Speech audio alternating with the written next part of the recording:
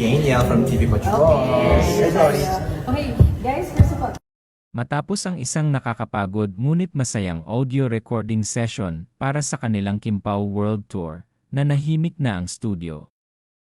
Sa gitna ng katahimikan, matamang nagkatitigan sina Kim Chiu at Paulo Avellino, makabuluhan ang bawat sulyap, puno ng pagkakaintindihan at matinding koneksyon na tanging silang dalawa lamang ang nakakaalam.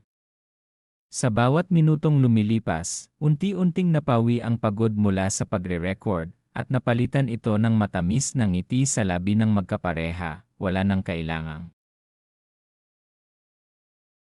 sabihin pa, ang bawat titig ay sapat na upang iparating ang kani-kanilang damdamin.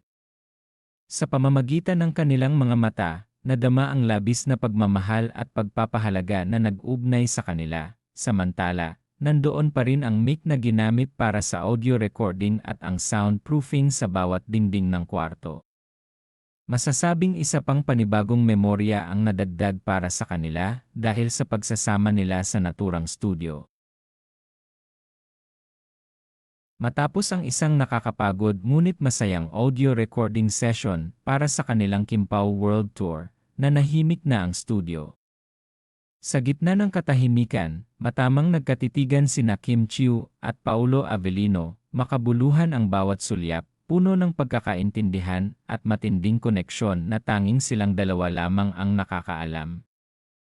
Sa bawat minutong lumilipas, unti-unting napawi ang pagod mula sa pagre-record, at napalitan ito ng matamis na ngiti sa labi ng magkapareha, wala nang kailangang sabihin pa, ang bawat titig ay sapat na upang iparating ang kani-kanilang damdamin.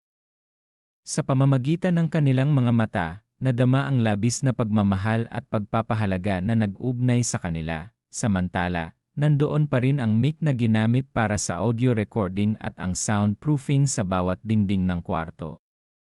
Masasabing isa pang panibagong memorya ang nadagdag para sa kanila dahil sa pagsasama nila sa naturang studio.